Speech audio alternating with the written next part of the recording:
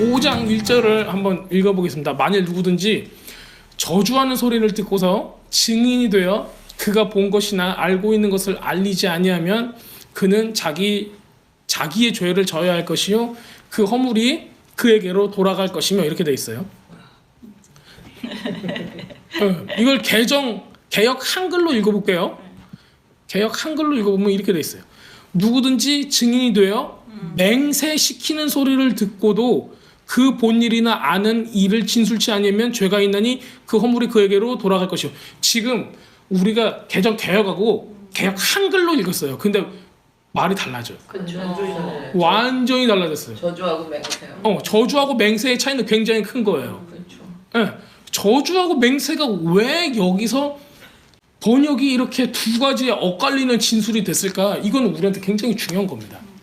지금 이 개역 한글로 읽으면 어떤 거냐면은 다시 읽어보겠습니다. 누구든지 증인이 되어서 증인이 됐다는 거예요. 증인이 돼서 맹세시키는 소리를 듣고도 그 본 일이나 아닌 일을 내가 증인인데 내가 본 거 맹세를 한 다음에 그 내가 본 거나 아는 거를 올바로 진술하지 아니하면은 그 허물이 그에게 돌아간다는 얘기예요. 그냥 증인으로 선서하잖아요. 그래서 미국에서 법정에서 어떻게 해요? 성경책 갖다 손 올려놓고 선서 내가 거짓말하면은 나는 구속이 될 것입니다. 이렇게 얘기를 해요. 법적인 책임을 물을 것입니다. 이 선서를 하고 자기가 증인으로서 진술을 하는 거예요. 그 기본, 그 이유가 지금 여기에 나와 있는 거예요. 레기 5장에서 근거해서 기독교 국가인 미국에서는 우리가 말하는 이 모든 증인으로서의 이 증언들이 법적인 효력을 갖습니다라고 얘기를 하는 거예요. 내가 거짓말하고 거짓 증거에 쓸 시에는 그 모든 죄와 허물이 나한테 돌아옵니다라고 얘기를 한 거예요. 자, 근데 이거를 우리가 방금 읽었던 그 개역 개정으로 보면은 또 완전 다른 말이 돼요. 만일 누구든지 저주하는 소리를 듣고서 다른 사람이 저주를 했어요. 그 소리를 내가 들었어. 그리고 내가 그걸 증인이 돼가지고 그가 본 것이나 알고 있는 거를 우리 공동체에 알리지 않으면은 나는 그거에 대해서 얘기를 리포트를 안 했으니까는 그 죄를 내가 져야 되고 굉장히 억울한 거 같지 않아요? 앞에는 내가 증인으로서의 책임을 지지 않았기 때문에 나한테 그 죄가가 있다는 거고 뒤에는 뭐냐면은 다른 사람이 저주하는 소리를 내가 옆에 들은 거예요.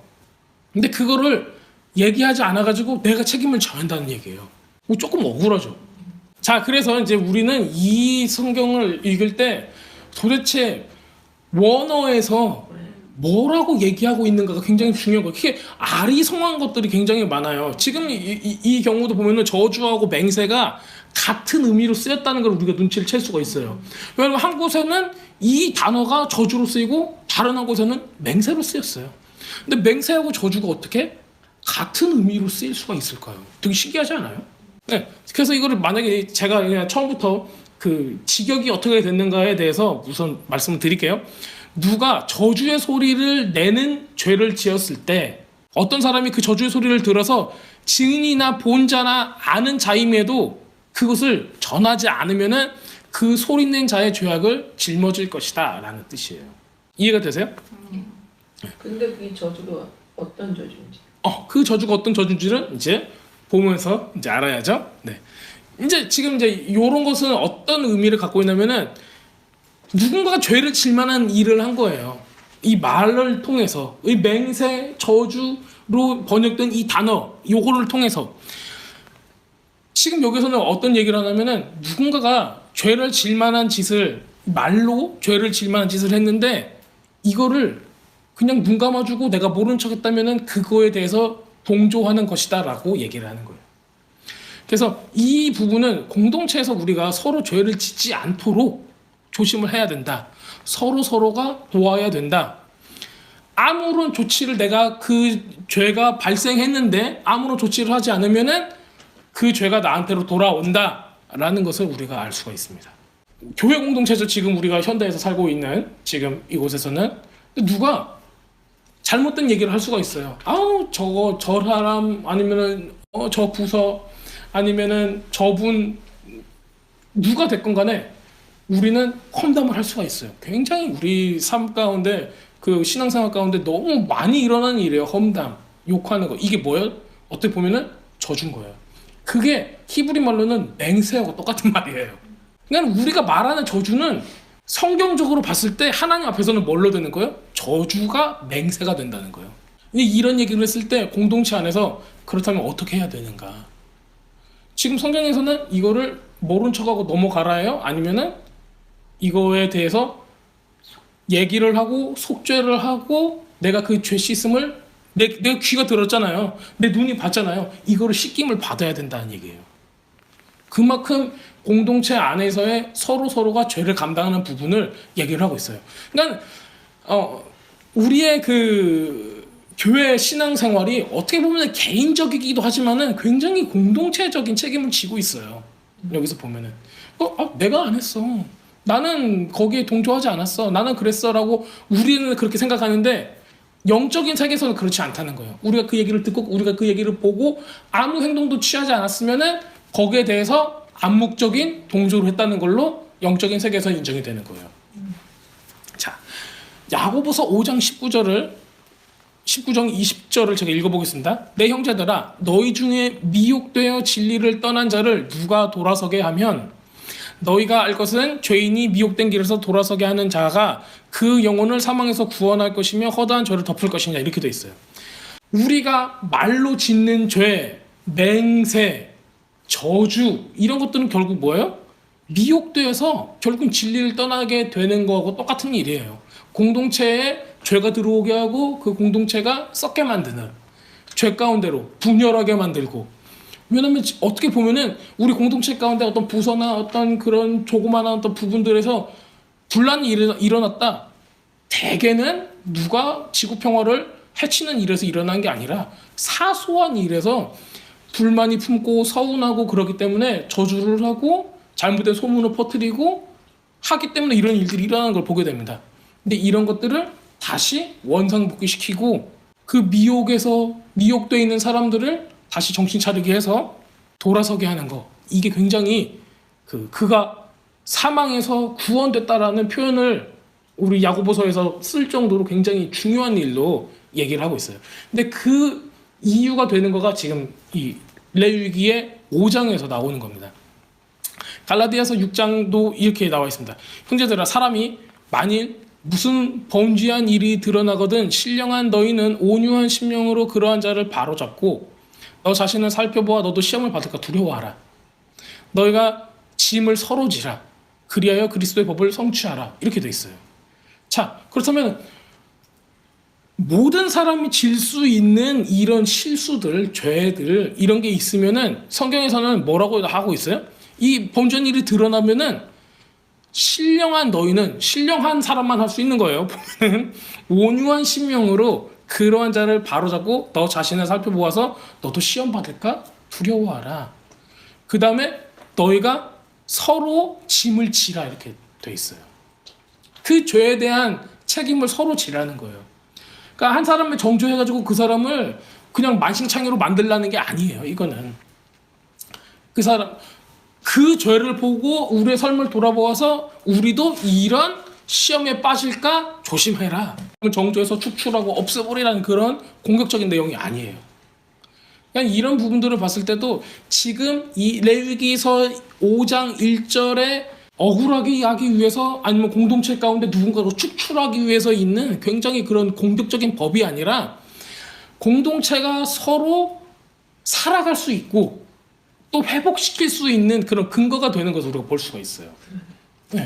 그러니까 이거는 절대 죄진 사람을 손가락질 하라는 얘기가 아니라 스스로 공동체가 자정작용을 하기 위해서 서로가 서로를 책임져주고 서로가 서로를 조심하게 해주고 하는 것들이 필요하다는 걸 알려주고 있습니다. 그래서 갈라디아서에는 신령한 너희, 온유한 심령으로 이 말이 계속 나와요. 근데 왜 그럴까요? 하나님의 영이 있는 사람, 성령으로 충만한 사람, 그리고 예수님을 닮아가는 그런 온유한 심령, 온유라는 그 단어는 제가 보기에는 중보자의 위치에 선 사람이 이 온유라는 단어를 계속 쓰고 있어요. 그런 마음을 가지고 공동체가 다시 설 수 있도록 서로를 책임을 져라라는 거죠. 그 짐을 져라. 그래서 레위기서 5장 1절은 자칫 잘못하면 저주라는 단어가 나오고 맹세라는 단어가 나오고 이 죄의 책임이 나한테 떠넘겨진다는 그런 굉장히 부정적인 이미지를 갖고 있기 때문에 성경을 덮고 싶게 만드는 그런 구절이에요. 네, 말도 안 돼. 내가 죄를 진 게 아닌데 다른 사람의 저주의 소리, 맹세의 소리를 들었다고 해서 내가 그 죄를 져야 된다니 이거는 안 된다. 그렇게 너무 억울하다 그런 생각을 할 수가 있는데 실질적으로 서신서에서 나오는 이 랍비 샤울의 모습, 사도 바울의 모습을 봤을 때는 이거는 공동체를 살리기 위한 법이지 죽이고 서로 다투라는 법이 절대 아니었습니다. 자, 저주하는 소리를 듣고도 증인이 되어라는 말에 저주라는 거 이 단어를 우리가 좀 봐야 돼요. 저주 그리고 맹세 이 두 가지로 지금 번역이 됐다고 제가 말씀을 드렸어요. 알라라는 뜻이에요. 그래서 이게 알라 신 할 때 그 알라 있죠? 그게 저주라는 뜻을 가지고 있어요. 네. 그래서 네, 그러니까 프로나운세이션이 똑같다는 거죠. 네. 스펠링은 틀리고. 왜냐면은 그 사람도 히브리어를 쓰지 않았으니까. 네. 그래서 이제 그런데 이제 그 같은 중동 지방에 있으면서 알라라는 단어를 썼을 때 히브리 사람들한테는 저주라는 소리로 들리는 거죠. 네. 그래서 이제 나의 신은 알라다라고 얘기하면은 나의 신은 저주다라는 얘기로 들리는 거예요. 그래서 그런 부분이 있습니다. 어쨌든 그거는 격일로 생각고요. 그 알라라는 단어, 히브리어 단어가 저주와 맹세의 뜻을 가지고 있습니다. 그러니까는 무슨 얘기냐면은 이 맹세가 저주의 맹세라는 거예요. 저주의 맹세라는 거예요. 보통 맹세를 할 때 어떻게 하죠? 나는 맹세합니다. 할 때 선한 걸로 맹세하는 사람은 없어요. 보통 막 분에 울분이 있고 막 화가 난 상태에서 내가 너를 죽이리라 하는 그런 게 사극을 보건 어디 드라마를 보건 두고 봐 이게 다 맹세 저주의 맹세인 거죠. 내가 너를 위해서 내 온몸을 다해서 정말 사랑할 거야 하는 이런 맹세를 하는 사람은 거의 없어요. 그 보면은 옛날에 이 고대 근동 사회에서도 이런 맹세는 어떤 사람이 했어요? 두고 봐 하는 사람이 했던 거예요. 복수하겠다. 나는 너를 죽일 거야. 네가 잘 되는가 두고 보자 하는 거 있죠. 다 저주의 맹세인 거죠. 선한 맹세는 거의 없어요. 그거는 이제 다른 영역으로 갑니다. 자, 율법에서 증인이 굉장히 중요해요. 왜냐면은 그 우리 스데반 집사님 죽으셨을 때 다 어떻게 돼 있어요? 증인이 있어서 죽었죠. 네. 이 율법에서는 모세 율법에서는 증인이 없으면 죽일 수가 없는 거예요. 근데 되게 신기한 게 기도도 마찬가지인 거예요. 기도도 두세 사람이 모인 곳에 주님께서 계신다라고 말씀하시듯이 이 두세 사람이 모이는 걸 굉장히 중요하게 생각을 해요. 증인도 마찬가지입니다.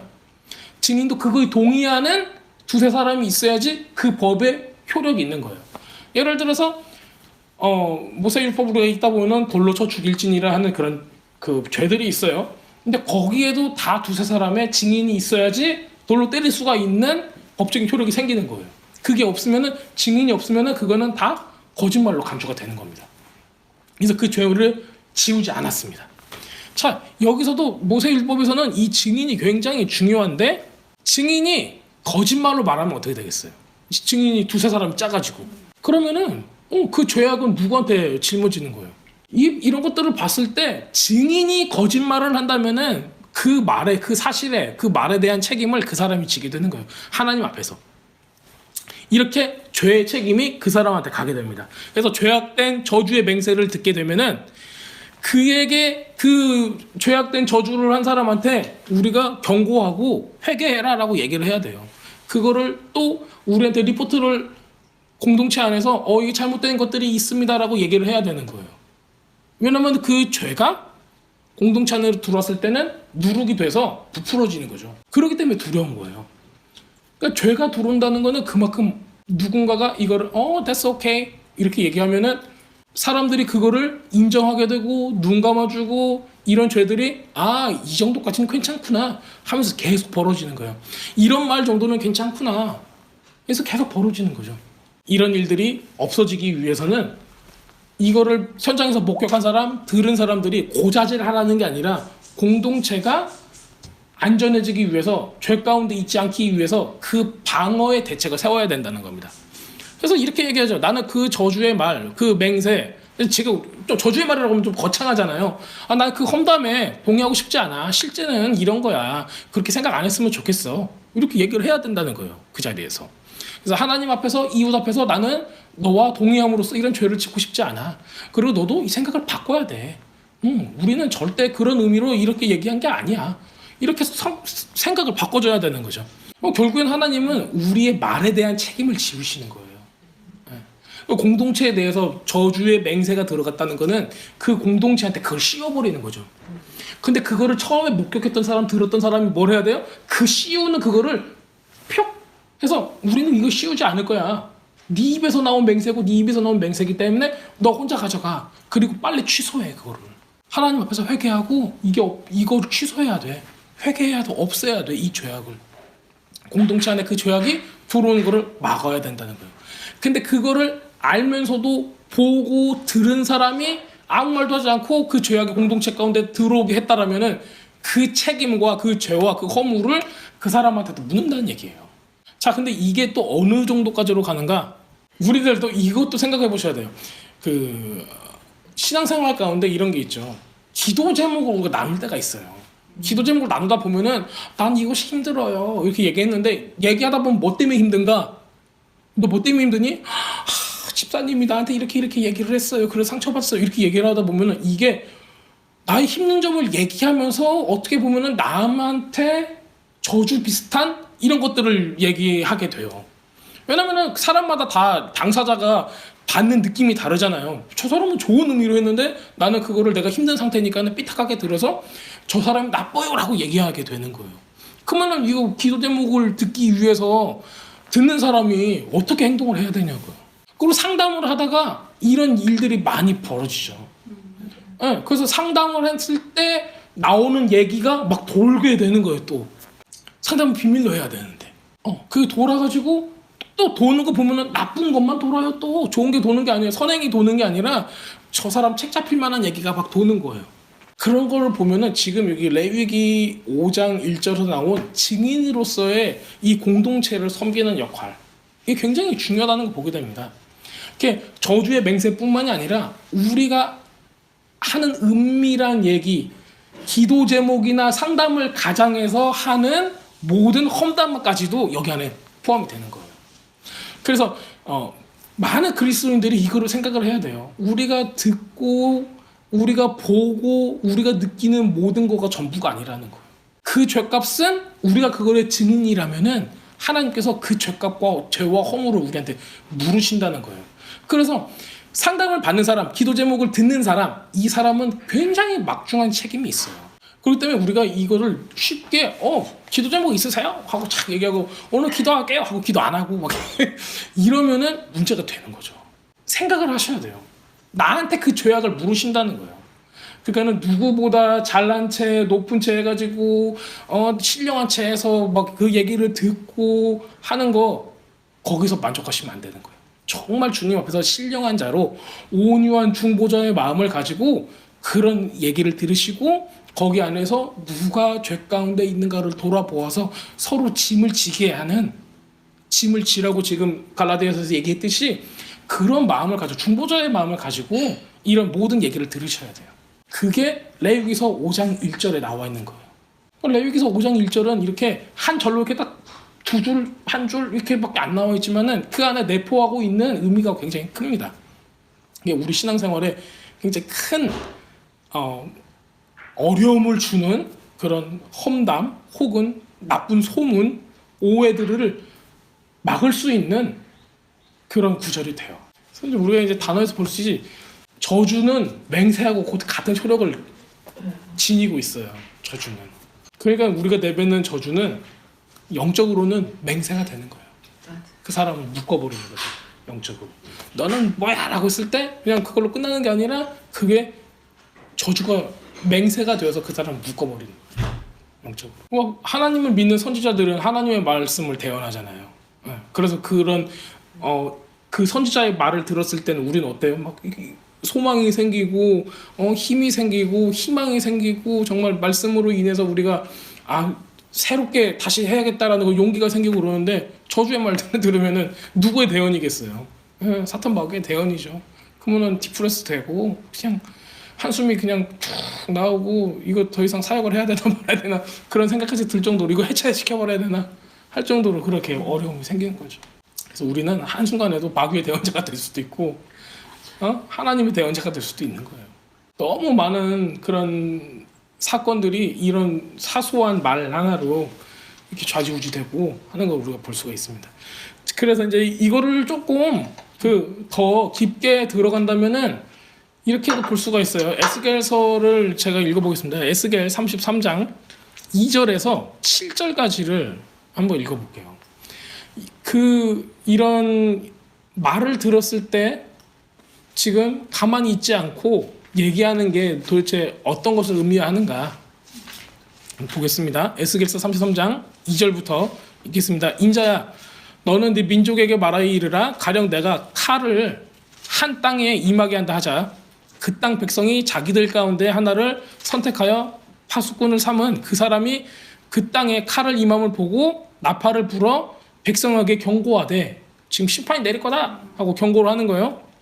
그들이 나팔 소리를 듣고도 정신 차리지 아니하므로 그 임하는 칼의 제거함을 당하면 그 피가 자기의 머리로 돌아갈 것이라.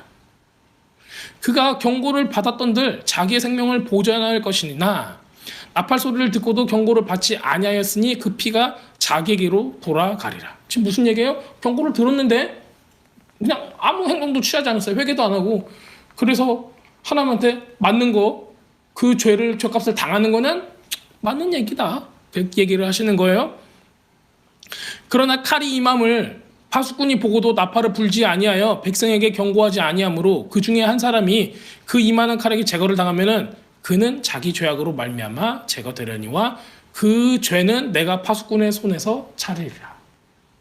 그러니까 지금 이거 굉장히 이 레위기서 5장 1절의 모습을 지금 중보자의 모습으로 확대를 한 거예요. 갈라디아서에는 뭐냐, 온유한 마음으로, 이게 중보자의 마음이거든요. 신령하고 온유한 마음을 지금 계속 얘기를 하고 있는데, 이게 파수꾼, 중보자, 즉 중보자의 얘기를 하는 거예요. 그럴 때 중보자, 파수꾼이 이 죄에 대한 경고를 하지 않으면 어떻게 된다는 거예요? 하나님께서 이 사람도 죄값을 받지만은 너도 그 죄와 허물을 물으리라. 침묵한 파수꾼한테 하는 얘기예요.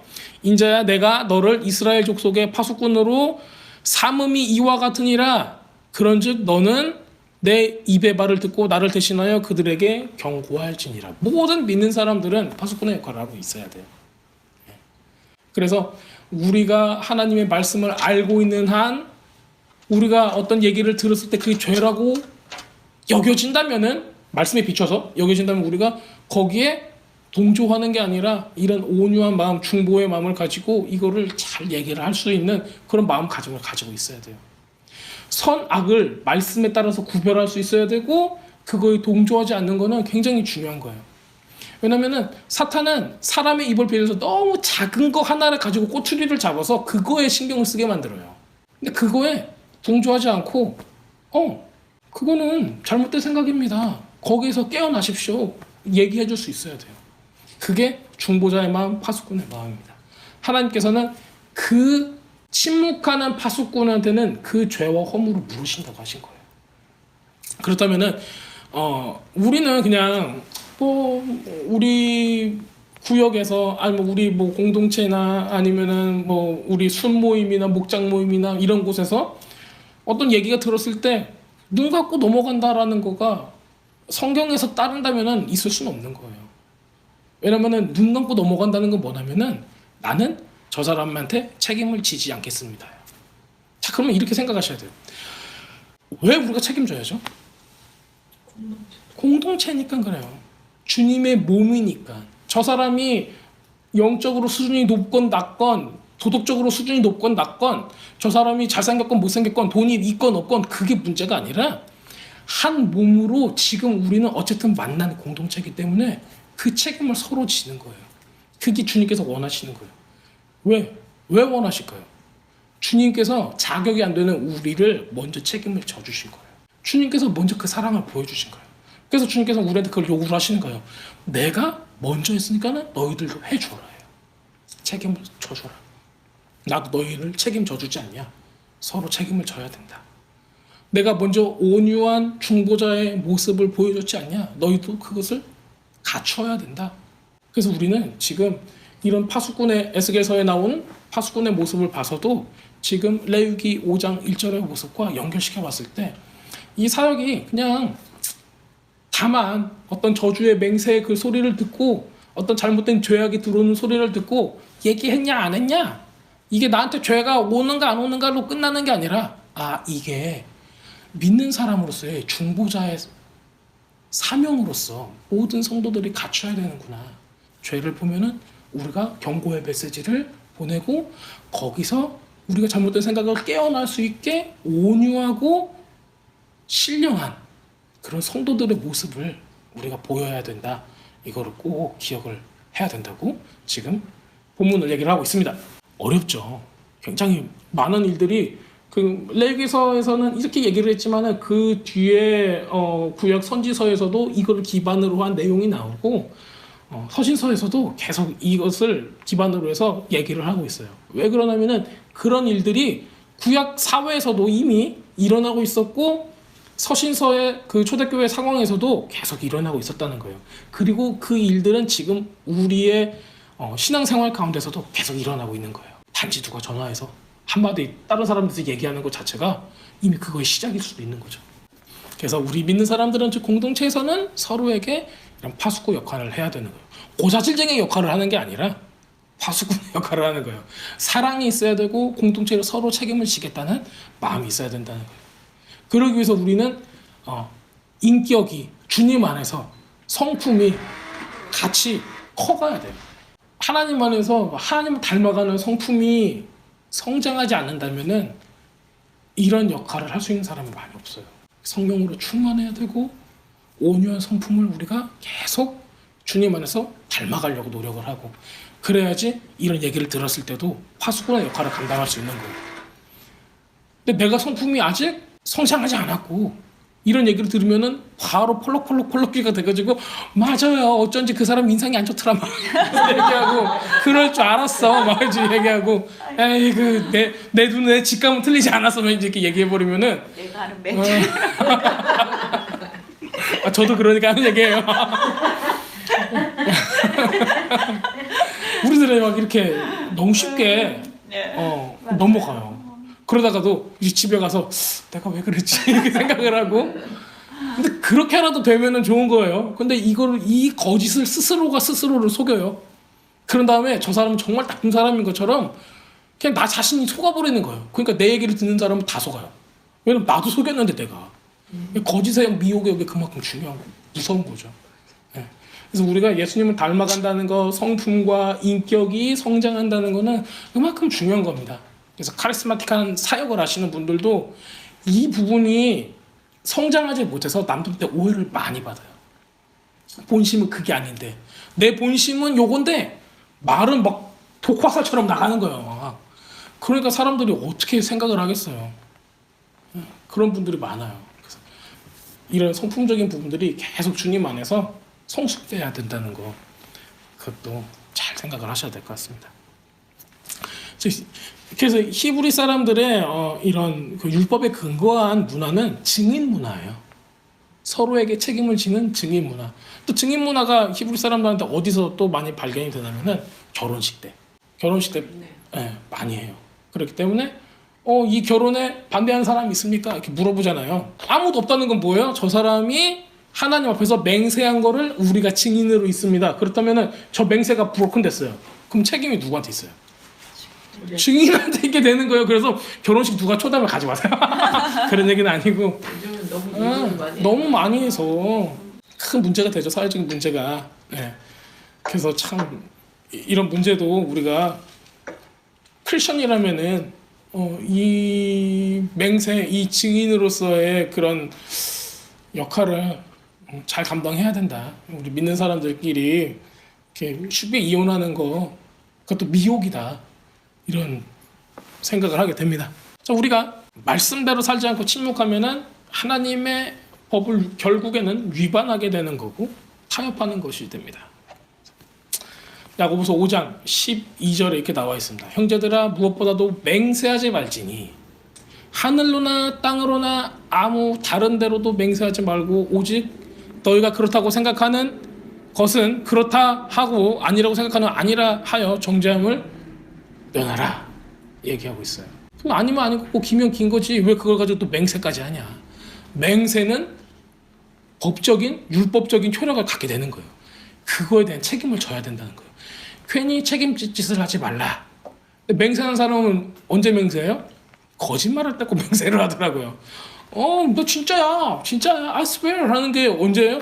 그거 그냥 거짓말 안 할 때는 괜찮아 맞아 그거야 그냥 이렇게 쉽게 얘기하는데 꼭 거짓말하는 사람들은 이런 잘못된 맹세를 하게 됩니다. 그래서 이런 거를 우리가 잘 생각을 해서 우리의 말, 생각, 맹세가 얼마나 영적인 효력을 갖는지 알고 계셔야 돼요. 그래서 맹세를 함부로 하시면 안 됩니다. 나중에 이제 우리가 그 모세오경을 배워보시면 알겠지만은 맹세를 취소할 수 있는 권한을 가진 사람이 또 있어요. 이런 부분도 배우셔야 돼요. 쉽게 얘기하면 이런 거예요. 가장이 그거를 취소할 수 있어요. 가장이 맹세를 취소할 수가 있어요. 딸이 만약에 어쩌고 저쩌고 저쩌고 해서 맹세를 했어요. 내가 이렇게 할까요? 그러면은 스스로 그 맹세를 취소를 못해요. 근데 그보다 더 위에 권위가 있는 사람이 그 맹세를 취소시킬 수가 있어요. 아내가 맹세를 해서 내가 뭘 할 겁니다 하고 맹세를 했어요. 그 예를 들어서 이제 그 교회에다가 전재산을 바치겠습니다 했어요. 그러면 그 맹세를 취소할 수 있는 사람이 누구예요? 남편이에요. 남편이 헛소리입니다. 취소를 할 수가 있어요. 왜냐면 하나님께서 그 권한을 주셨어요. 그 율법에 나와 있어요. 그래서 잘못된 맹세를 했을 때 그것을 바로 잡을 수 있는 사람 누구예요? 자기보다 위권위에 있는 사람이 잡을 수가 있는 거예요. 신랑 되신 남편이 잡을 수 있는 거예요. 그럼 우리는 얼마나 좋아요. 우리가 잘못된 맹세를 했을 때 회개하고 나의 맹세를 잘못 잡아주시라고 누구한테 얘기할 수 있어요? 나의 신랑 되신 예수님께 할 수가 있다는 거예요. 이게 율법상에 딱 들어맞는 거예요. 그렇다고 예수님께서 우리 맹세를 잡아줄 수 있으니까는 마음대로 내 마음대로 맹세하고 다니면 안 된다는 거죠. 네. 만약에 우리가 그거를 깨닫게 됐을 때 내가 잘못된 맹세를 했구나. 이런 짓을 하지 말아야지라고 생각이 들었을 때는 예수님께 다가가야 된다.